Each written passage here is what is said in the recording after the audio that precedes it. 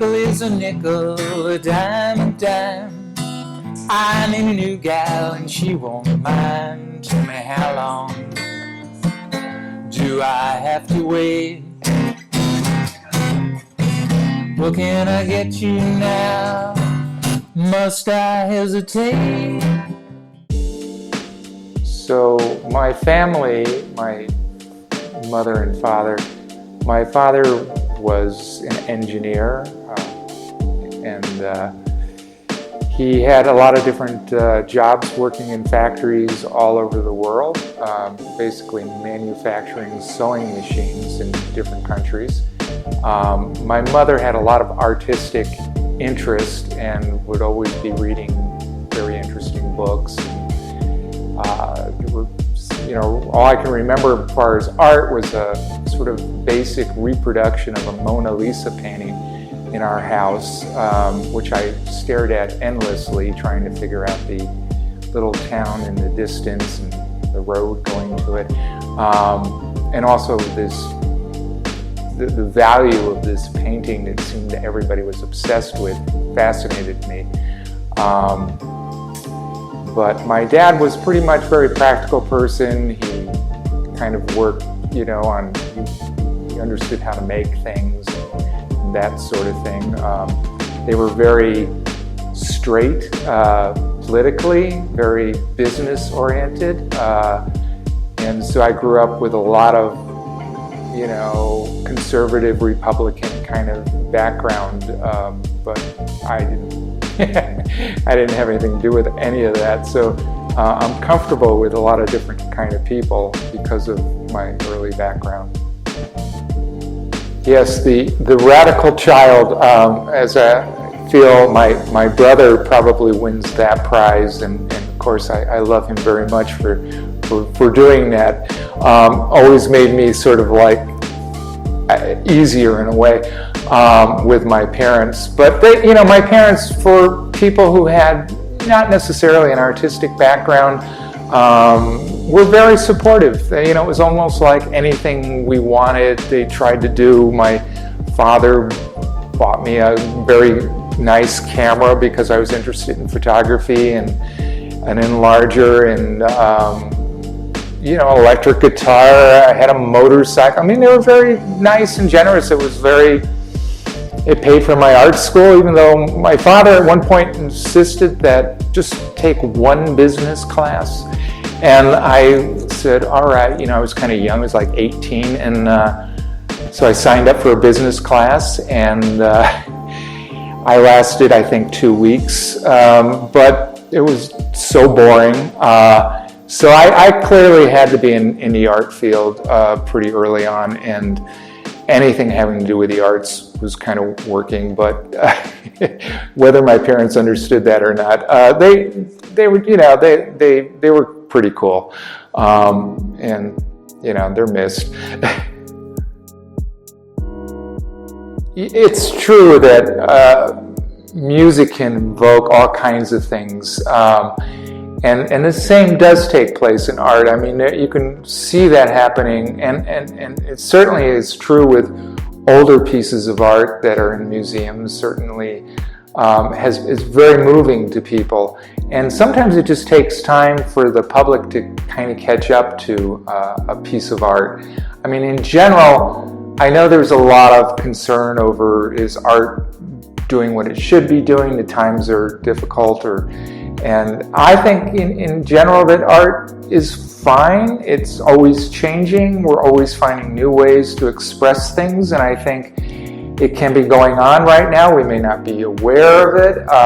Sometimes it just takes a little bit longer to understand, but I do think it's all good, and I'm excited by it. Yeah, the business of art and the millionaires that are now investing in art is so strange, and it's been happening for a long time, of course, and it's kind of interesting, I suppose, but I don't really know. I mean, my daughter graduated with an art history degree, and when she was living in New York City, worked for a dealer and her job was to work the money, the numbers, I guess. She would be assigned, like, what if someone bought a Jeff Koons painting in 1980 and a Chuck Close painting in 1980 and kept both of the, kept each one for 10 years. What was the percentage that the value of the Jeff Koons went up compared to the Chuck Close? And then it would be, so it's like so much money and so much investing in this stuff, and these works are never even hung in anyone's home. They're in a shelter in a hermetically sealed environment in upstate New York, and they just get moved around and occasionally go to a show. It's bizarre. The world of art is it's crazy. The money is, in New York City, the rents are extraordinary, and everybody wants to be doing those kind of works. It's very difficult, and then it's, particularly for young people that want to kind of break into this world. You feel like it's like hopeless, I guess. But I don't know what any of this has to do with the art. I don't know if a lot of the artists whose work is going for this much money, I'm sure they're happy their work is selling for so much money, but I don't know how that affects what they do, and what, I don't know. But it's a strange phenomenon. Yeah, it's any object, I suppose, can be art. Why not? We've certainly have had a lot of experience with things that we never would have thought was an art piece, and it certainly is. And then there's that old saying, it must be art because what else can it be? Or, it's art because the artist says so. I think generally keeping an open mind, whether it's good art, I guess, is the real question. But, certainly I would say any object could be art.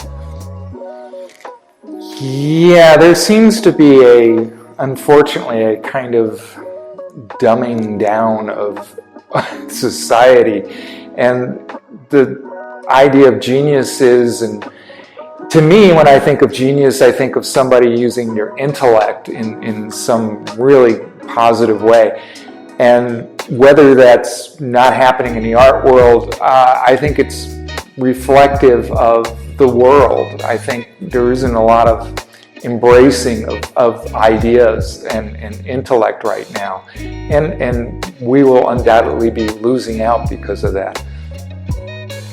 So yes, a lot of artists, a lot of very talented artists. There's no question there has to be outside of the art, outside of the gallery, outside of the business that we're always looking at. There seems to be, the top tier galleries, and then the next level, and then the alternative kind of spaces for people to try to get their work and show things.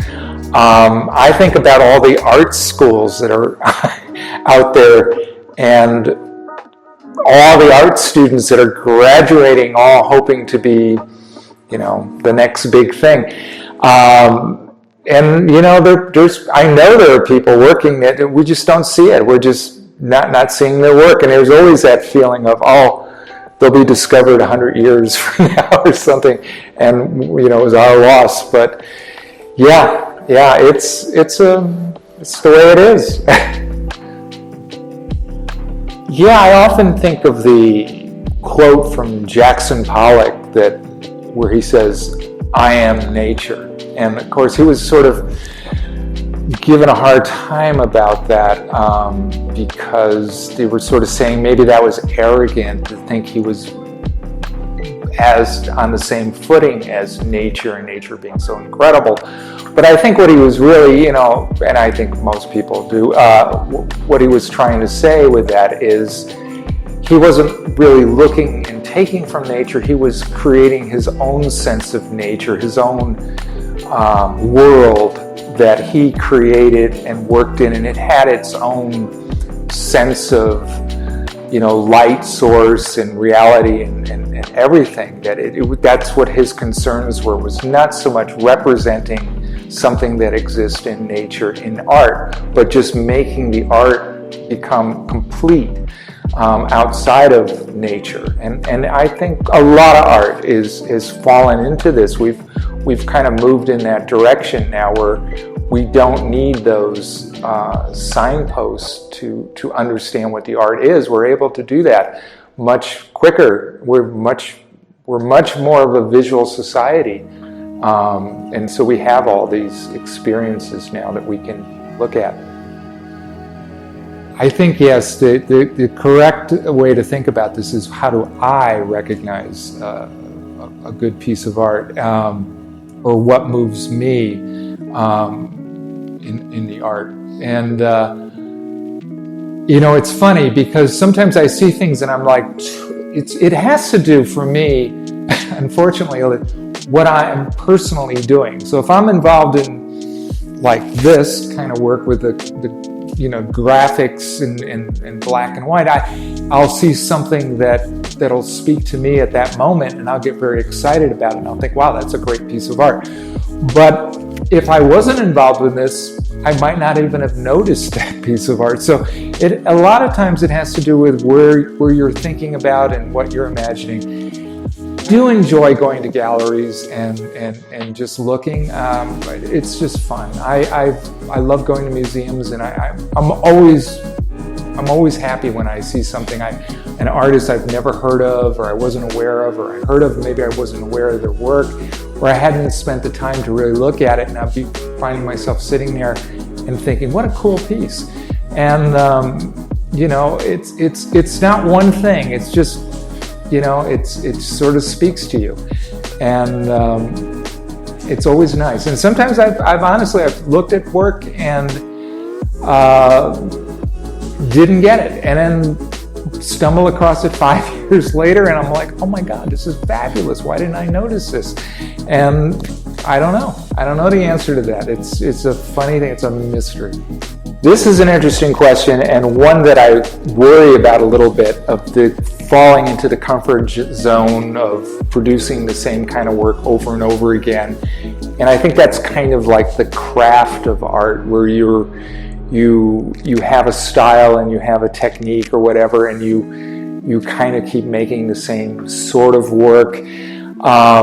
For me, I have a tendency to move around, and I go from different mediums. I mean, right now I'm working with linoleum, and I never worked with linoleum before. In fact, I never really, of all the things I studied in school, I never studied printmaking, and now I love printmaking, and I like linoleum, although I've never really looked at any linoleum cuts that I thought were very special. I mean, certainly Picasso's work is great, but for me, it was just trying a new technique, trying a different type of material that I've never used before. If I'm working in black and white, what happens if I go to color? If I'm working this size, what happens if I make it really big? Those are the kinds of things that I try to do to keep me interested in the medium. These pieces here, they're all, 9 rectangles, and I am now thinking, what would happen if I did 200 rectangles and really expand this whole thing? So that's how I challenge myself. I try to come up with more difficult. If I'm getting comfortable with 9, let's multiply it many times, 10, 20 times more, and see what happens. Can I do something like this but much bigger? And who knows? But you keep trying. Sometimes it fails, all right, but sometimes, you get something else out of it. It leads the way to the next thing. You never know. The idea is to always work through it. As Matisse said so well, you should be thinking with a pencil and not your brain. In terms of what artists face leaving art school today, I have to, sort of say the world has changed tremendously since I left art school, and so my experience of how I went about things, it was in a different world. And things were much different then. New York City is where I moved to because that's where most of the art seemed to be happening. Do you need to move to someplace like New York City? I have no idea. I really couldn't answer that. I do know that when I would think what most artists are faced with in terms of problems would be making a living and finding the time to make the artwork. In terms of showing it, that's always, first you gotta make it, and then first you gotta have enough money to survive while you're making it, or a job that doesn't kill you so you can make it. So that's a challenge, and I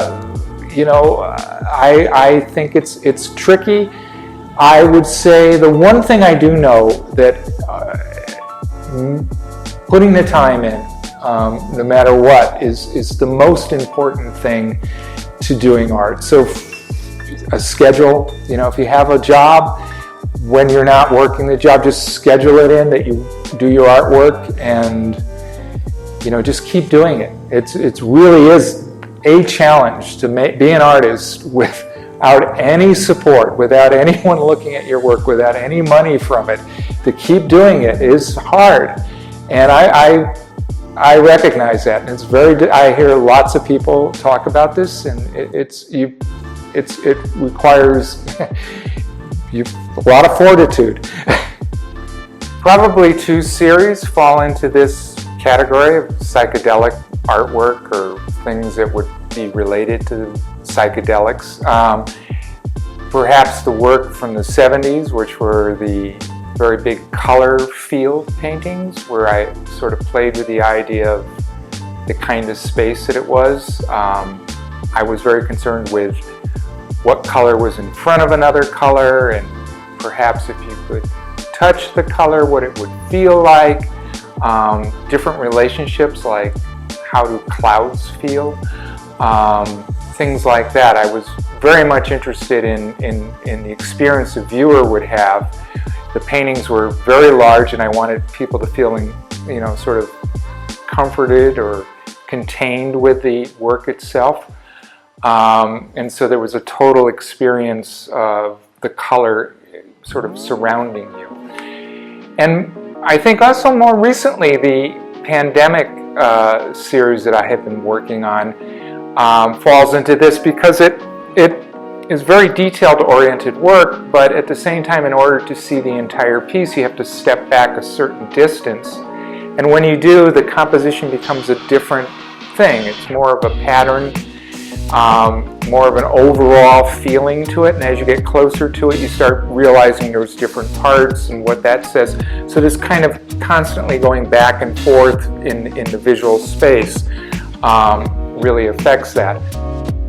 Certainly when I was younger, and the whole psychedelic movement was happening. I mean, I was a little on the late side for it, but there was definitely music to take drugs by, for instance. I mean, you're very much aware, like, oh, this would be great to be dropping acid to, or something like that.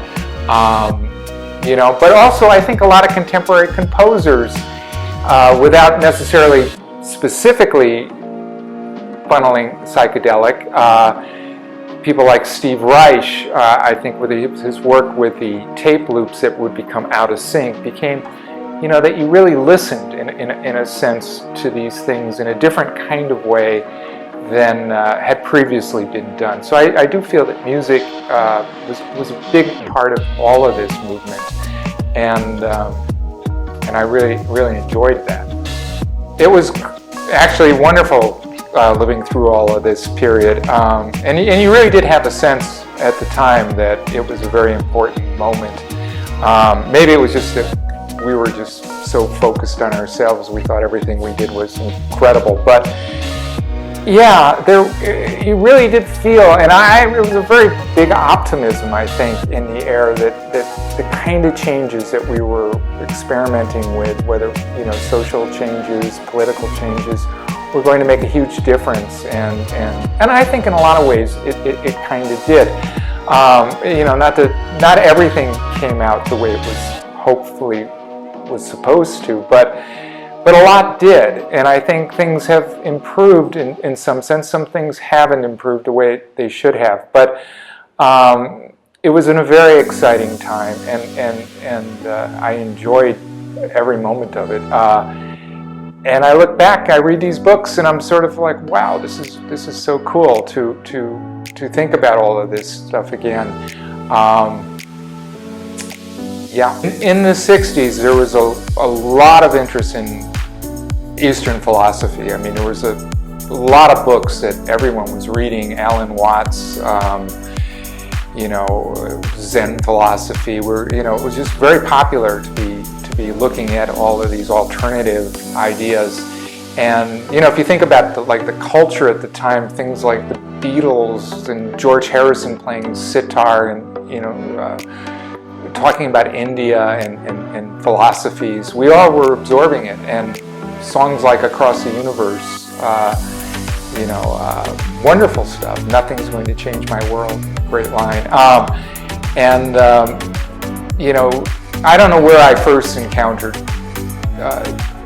John Cage. I found a copy of his book Silence, which I still own. It's just kind of amazing that I have the book that I originally bought. I must have been 15 years old when I bought this book. I still have a copy of it, and it was a profound book for me. I read most everything I could get my hands on about John Cage, and his work just struck me as just so clever and so just interesting. There's a different way of looking at things. His piece 433, which is essentially a silent piece where a musician sits at the piano and opens the lid of the keyboard and sits there for 4 minutes and 33 seconds. When the composition is over, his clock, he closes it, stands up, and it's the end of the piece. Now the audience is sitting there for 4 minutes and 33 seconds listening to what? Wind, somebody coughing, somebody squeaking, moving in their chair, maybe a car horn outside. And suddenly that's the composition. It's making us sort of aware of our surroundings and sort of this kind of sitting and paying attention to our world. And I thought it was incredibly profound, and I thought it was just amazing kinds of things to get from him. He was a wonderful person. I later was able to see him in concert, where he would come, and he had just such a nice quality to him. He was always enthusiastic.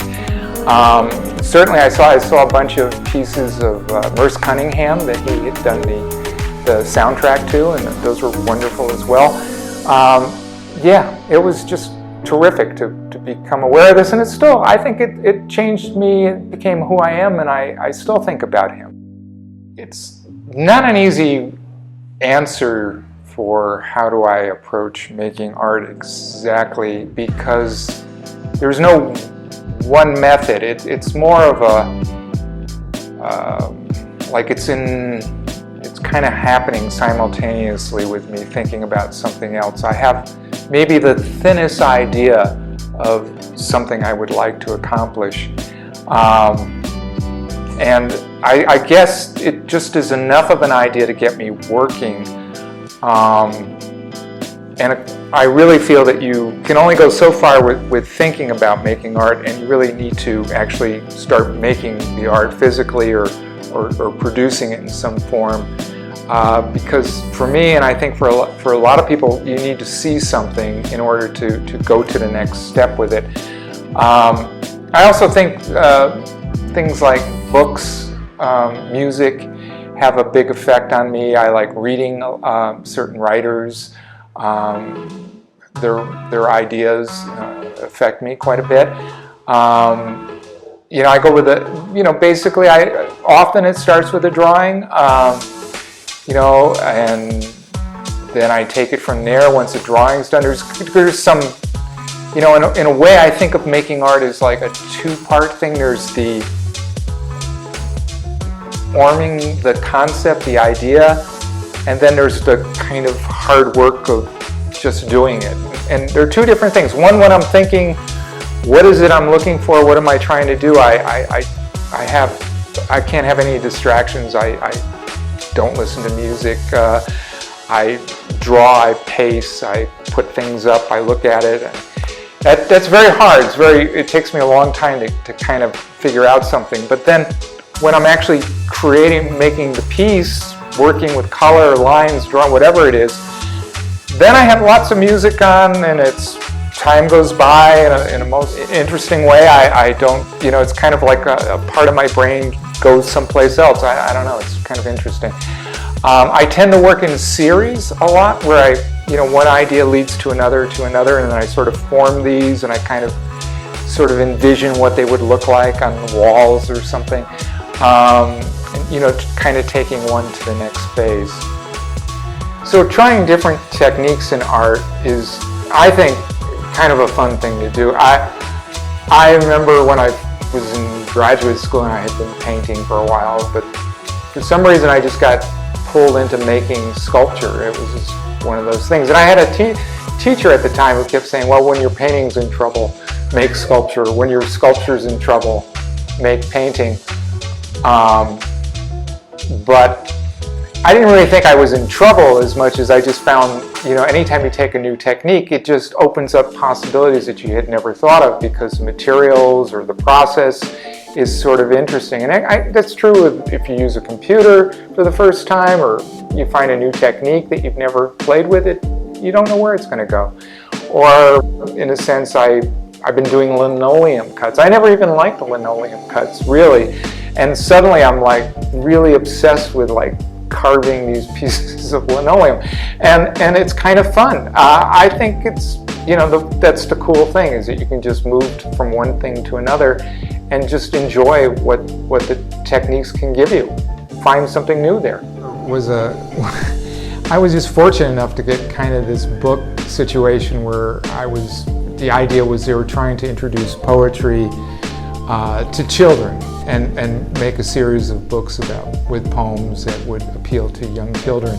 So it was like kind of nice that I got the Edward Lear poem, The Table and the Chair. I really wasn't an illustrator. I had done a few things along those lines, but I found myself looking at like lots of children's books and then trying different techniques and trying to play around with what could happen with this.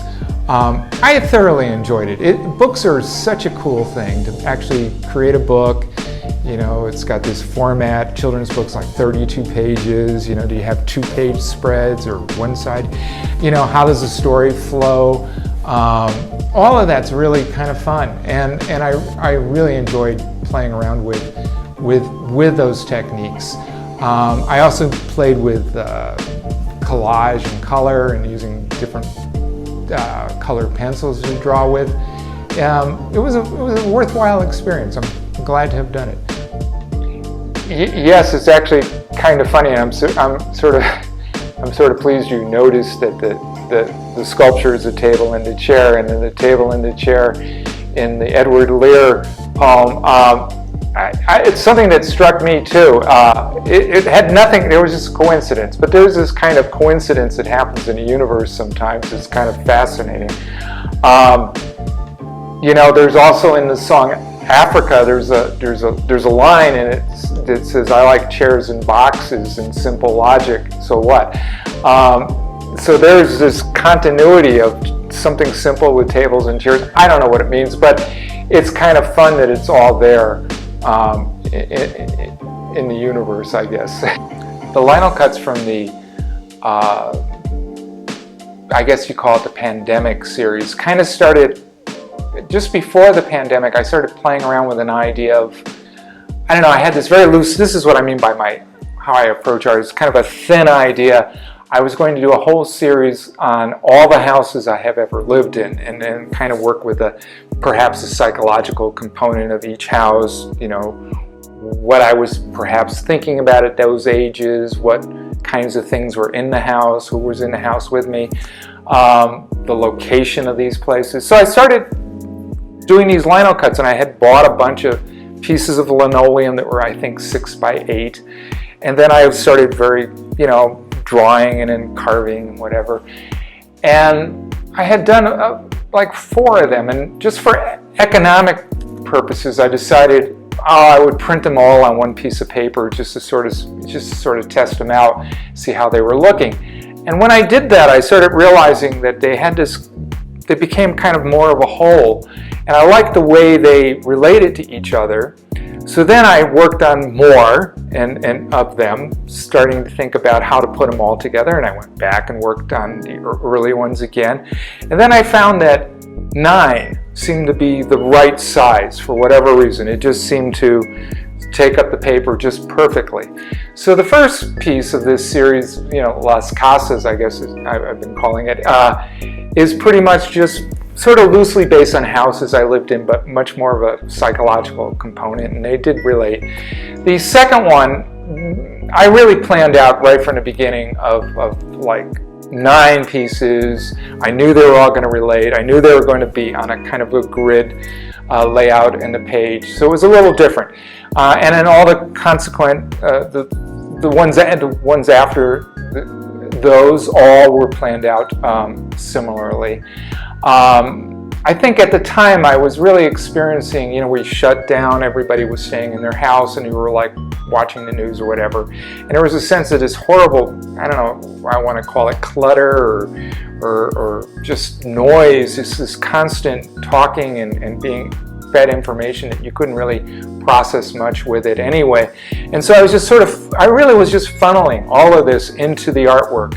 And, they were, generally ideas that were kind of end of the world or second life or what happens after you die or whatever, things like the hell, inferno, bardo, different philosophies, different spiritual ideas as to what might be the next phase. So I started playing with these and just putting them all into the work, and that's pretty much what I focused on through this whole period. And I don't know, it's just where it ended up. At some point I became very interested in computers and early on, very early on, and the idea of making art on a computer, even though it was extraordinarily limited. I mean, we're going back to the, like 1988 or something like that is when I first started playing around with computer imaging in any way. And, and I just sort of kept it going. But mostly it became kind of a way for me to earn money. I was very good at working with all those programs. I used Photoshop from the beginning. I did, animations for people using computers and scanners and books and things like. I can tell you all kinds of crazy stories about the early days with computers, but the thing was they just kept getting better, faster, etc. But the interesting thing is, although I kind of thought, this could make some interesting art, I never really used a computer to make art. It was really just a way for me to earn some money. But I started playing around. One of the things that I think I enjoy the most with computers is the ability to work with color. I still draw with pencil. I much prefer it than drawing on a computer screen. And I photo it or scan or whatever and bring it into the computer, and then I work with color. And then I love the fact that you can change the color, tweak it or whatever in a computer, and it's so liberating to me.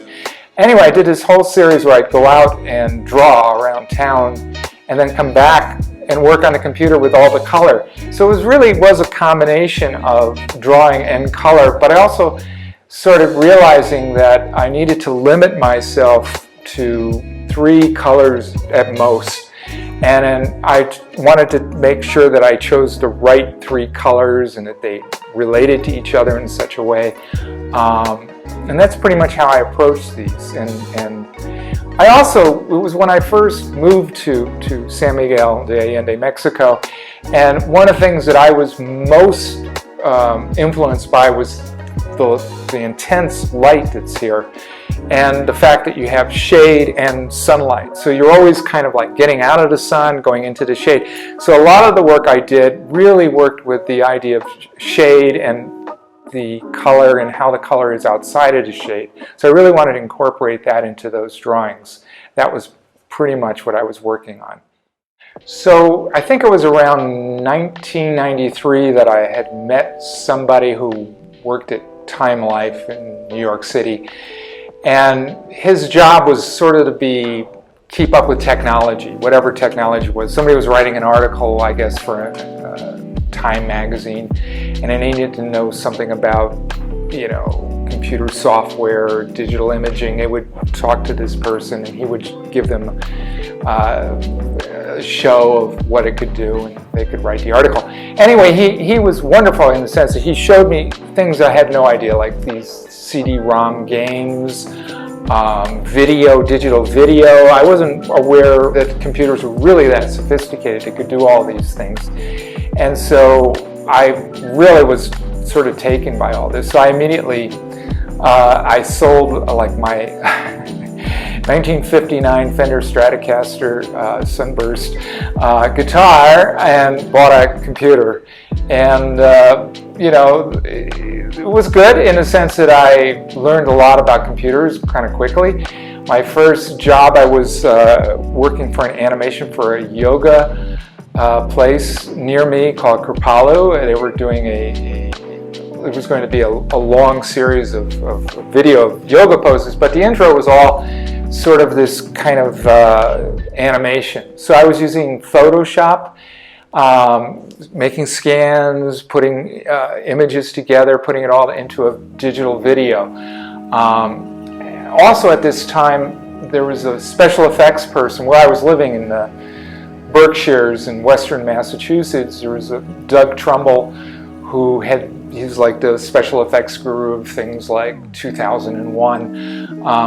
And he had been moved to the Berkshires and was doing these rides for, you know, Disneyland or whatever, these Back to the Future rides.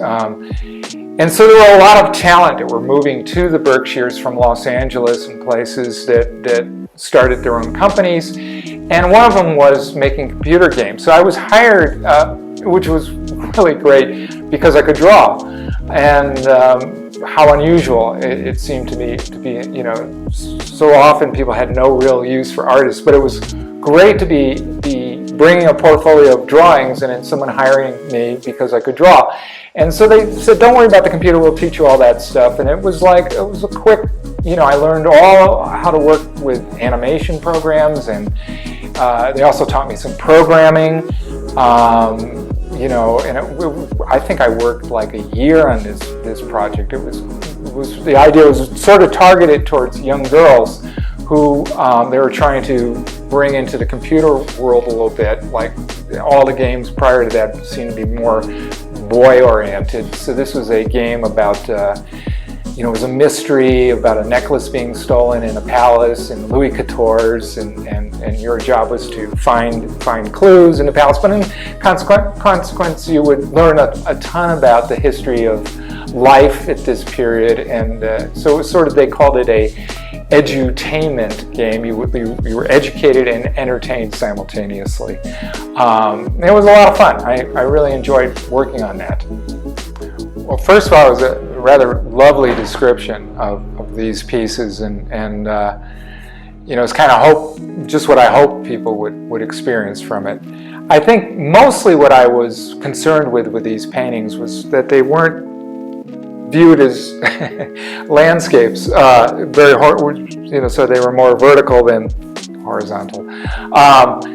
And you know, I also remember at the time you know, I was really young, so I was either, you know, in art school or shortly after. It was in between undergraduate and graduate school. I was working in the studio trying to develop my own voice, my own kind of work, and you know, studying a lot of art history. And at the time, there was a sense that art was much more of I think a linear movement, in the sense that you could make a direct connection between, say, Cézanne to Cubism, and you can go into surrealism to expressionism, popism, you know, conceptual art. And it was just this kind of thing where you were leading someplace. And we all wanted to be part of whatever wave was going to happen next or whatever. I do remember being very conscious of something about the space, like deep space or space where you went into was perhaps bad. We were much more concerned with the object itself, painting as an object, or even better if the painting came towards you in some way, it came into your space. That was ideal rather than going back. So playing with the idea of colors, like where they sit in the room as you viewed it, became very, very important to me. On a practical level, I mean, I remember making these paintings where I built them up in washes and I wanted them to be very seductive, where you would, have one color in front of another, and it would just sort of blend and come forward and what have you.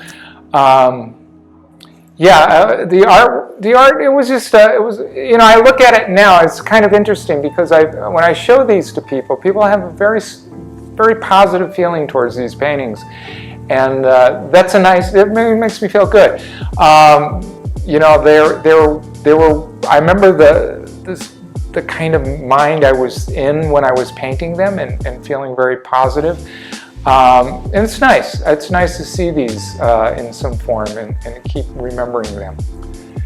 So, working on a James Turrell show at the Whitney, I had never done a job that big before. I was just shortly out of graduate school trying to figure out how to basically survive in New York City and figuring out, I was capable of building things.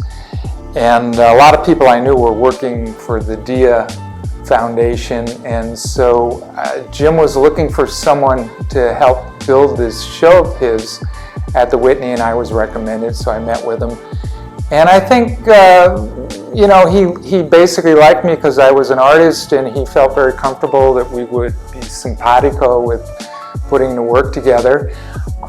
He was pretty young at that point in his career, and honestly, I didn't know much about him. I just knew that he was a California artist that worked with light, but I had never seen any of his work before, and honestly, when I was building it, I wasn't even sure what the end result was going to be. I was sort of surprised by the whole experience.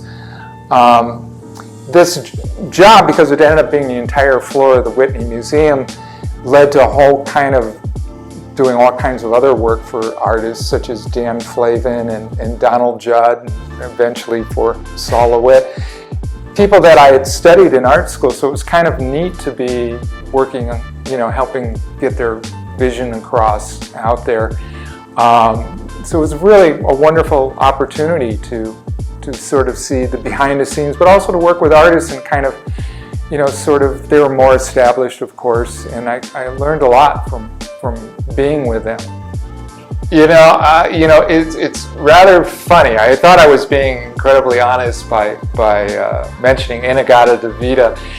And in retrospect, I mean, it's the sort of song I think most people would go, oh, geez, it's kind of whatever it is. But at the time, when I was young, and this was all new, it was like a long song, and there was this crazy light show thing that was happening, and a lot of colors and stuff, and I was also, I think when I was becoming like fixated on these kind of baritone, deep voice singers like Jim Morrison from The Doors and the guy In-A-Gadda-Da-Vida, and it sounded sort of like, Satan was talking to you or something. And so it really like, I look back and it's part of like, it reminds me of being young, but, it was a fun song.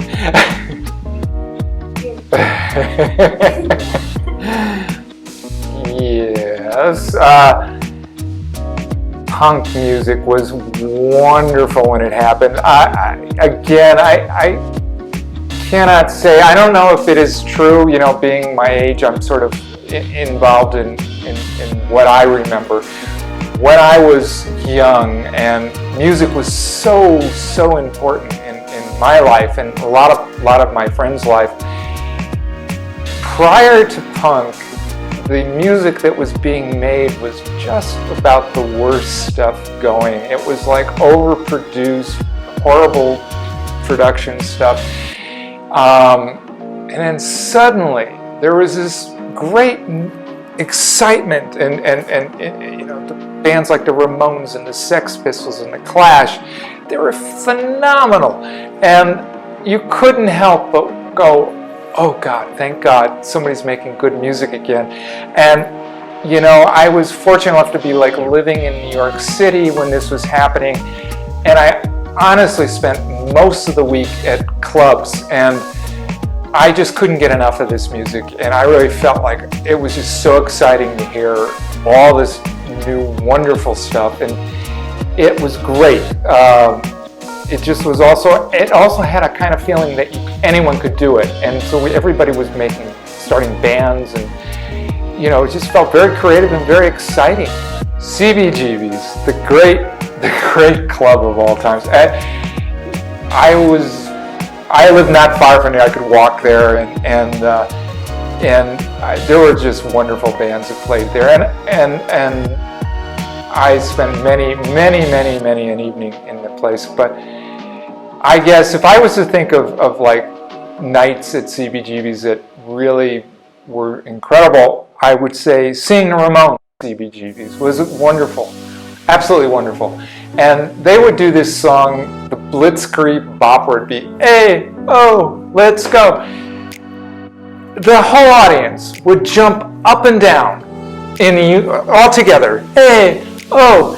And this was an old building, and the floor would go like this while we were watching them. I mean, it would move like up and down like a wave. And I thought, oh, this floor is not going, it's going to collapse. We're all going to die. And then I thought, oh well, it's still so much fun. And, you know, to be young and not care. It was a wonderful evening, and I thoroughly enjoyed going to that place. In February this year, I was playing with an Elvis impersonator who had the wig and the sideburns and the suit with the big belt buckle. And so we were doing early Elvis, which is what we all kind of preferred, which is that kind of rockabilly. And so I was playing guitar with him and doing like background vocals and things like that. And it was a lot of fun. On my own, lately I pretty much just haven't, you know, I have this beautiful Gibson acoustic guitar, and I've been playing a lot of blues, old blues stuff on it, you know, Hesitation blues, Casey Moan, stuff like that. That's pretty much what I've been playing on my own. Okay, so my father worked for Singer's Sewing Machine Company, and it was a good situation for me because they gave the children of the employees a round-trip ticket, first class, to any place the employee was working. So, for instance, my father was working in India, and I got a round-trip first-class ticket from New York to India, which I traded in for a tourist class, about half price. And then with the rest of the money, I traveled all over the place. And so I got to see a ton without having to pay anything. So it was really wonderful to have this opportunity. In terms of thinking about places I've been that, you know, really were incredible, you know, it kind of, you know, it does fall into the category of places a lot of people think are really incredible, and there are those places, you know, there's plenty. You know, Siem Reap in Cambodia always comes to mind because I had seen photos of the place, but I had no concept how large the area was. I spent 5 days there traveling around, going every day, going to different parts, different temples. It was amazing. I had no idea that it was that large and so incredible. I just became just fabulous. Cézanne's studio in Provence, in Aix in Provence. amazing experience for me because I'd seen all these paintings. I love Cezanne, he's like my hero. And to be in his studio with the things that he painted, it was just incredible. I love that. Machu Picchu, fabulous. Just climbing around on those mountains. I was fortunate. I was there in I don't know, what was it, like 1972 or something, and there was nobody there. There were people who would come up in a bus, but I spent the night there. There was like 6 of us spent the night, and got up early and climbed the mountain next to it, where you get this incredible view, and wonderful place. There's so many. We were talking about Cappadocia that's another. There's so many beautiful, spectacular places on the planet. Traveling is just so nice and so wonderful. And just talking about it makes me want to go do something again, plan another trip. Yes, discovering yoga was a terrific thing, and I was living in an area where, I don't know, I suppose it was kind of like an alternative community, and it was very receptive to all kinds of different things. I got into yoga because there was a lovely studio there. It was started by Karen Allen, the actress, and she was friends with David Swenson, who was probably one of the early, Westerners to bring yoga to the United States and teach these classes, and he was kind of like a rock star, really, of the yoga world, and he had just devoted followers, and he would come to our studio, and people would come from pretty far away to take these classes. He'd come and do these workshops for a week, and he was a wonderful guy. I also got to know his brother, who apparently, David said, was the person that turned him on to yoga originally. And so, as his brother is kind of a trip in his own way. He's a very interesting character. David was a lovely person, and I'm sure he still is. And he really kind of inspired everyone that was working with him. He just made you feel like you could just float through the room. And I think yoga is just magic, and it's a wonderful thing, and it's really made my life much better. And I thank David for what he's done for me. I don't know, it's like not really visual, but it's very internal. And it's very stream of consciousness, where ideas kind of come and go, and whether you push them in a direction or they come back. So I think in general, I've always been interested in all this kind of alternative, perhaps best described as Eastern philosophies, and I'm not sure exactly how it's manifested itself in my artwork, because I'm certainly aware of all the Western components, but I do feel that's a huge part of my life. It's something I've always enjoyed. I always think I was very lucky to have the sort of upbringing that I had, because I got to see a lot of the world and live in a lot of the world, not just as a tourist, but actually living in different countries. Before I went, I was kind of young. I would think I was 9 years old when we first moved to Peru, and I don't think I even ever heard of Peru before we were going there. And I remember watching an old Humphrey Bogart movie, and at the end he was telling Laura Call or somebody that they were going to meet in some bar in Lima, Peru, and I got very excited because I said, wow, that's Lima, Peru, that's where we're moving to. So, we went to these cities. They were gigantic, and they had huge schools, lots of expats working in different companies there, Ford and Chevy and all these things. So I kind of went to school with all kinds of people, got to meet people from Peru, travel around. We went, up in the mountains and saw incredible things, just the culture and everything. once you start traveling, you become kind of interested in it because you meet a lot of people that have lived in other countries, and then it becomes kind of like, wow, I wonder what it's like over there, and you start looking at a map and start envisioning what this whole world could be like. I think in general it's made me much more comfortable moving around the world and understanding how people are in different places. I love getting to go to different, travel and all that. It's a lot of fun. So I think having early exposure to this is very good.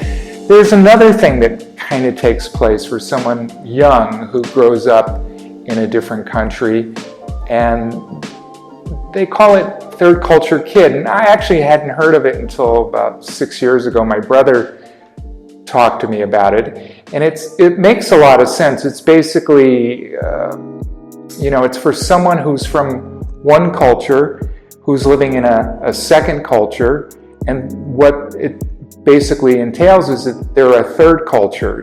They're neither in their home country where they were born, nor in the country they're living in currently, but it's kind of, they straddle the two as a third culture. And they have to be young to do this, and you have to do it for at least a couple of years, I guess, to have the full impact. I think it was really interesting. There's a lot of people out there with this kind of background. Barack Obama is one, and you feel very comfortable with other people who have had this experience for some reason.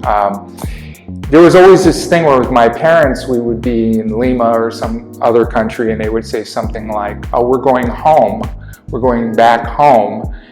And I'd be very confused by this statement, because to me, home was where we were living, whatever country that was my home.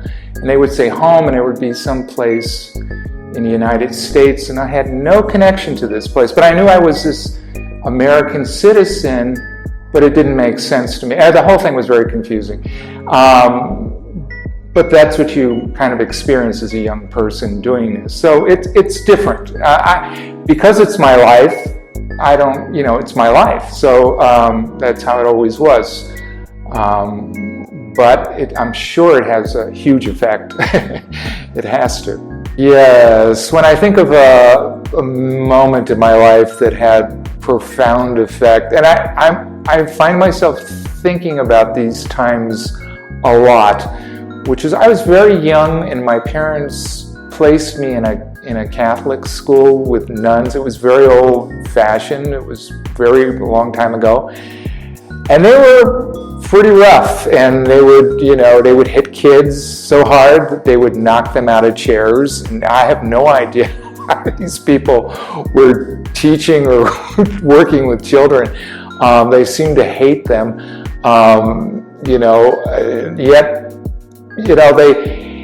There was always this talk of afterlife or, heaven. And when you're little, these are wonderful imageries. And sitting in churches and looking at statues and the incense and the smoke was fantastic.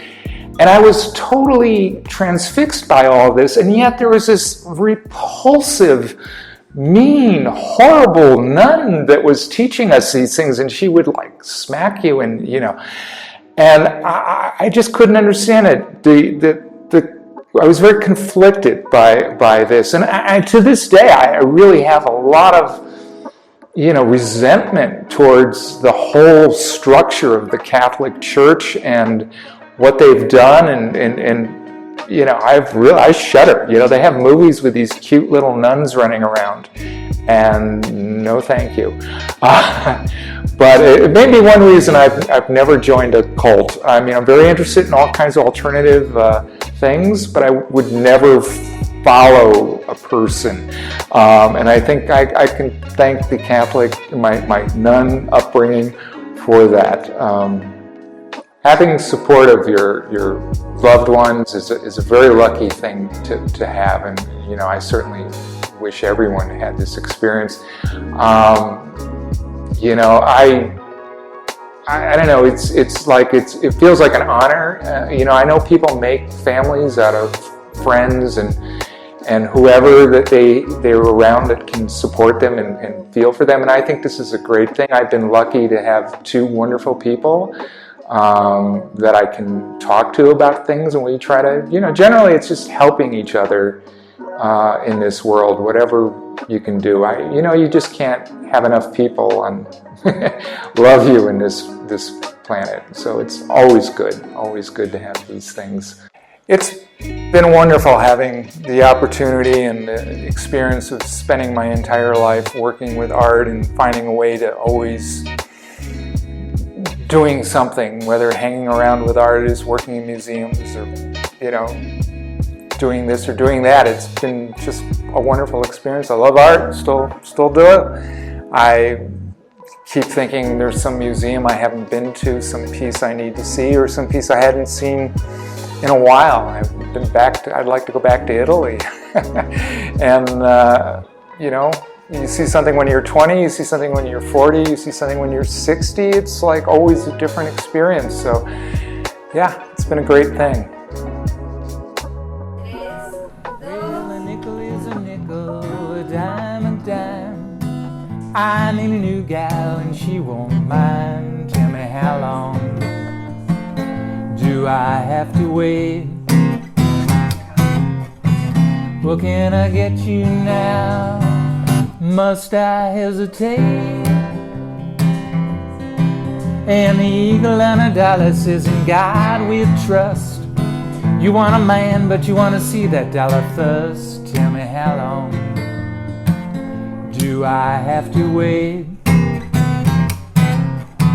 Well, can I get you now? Must I hesitate? And if the river was whiskey,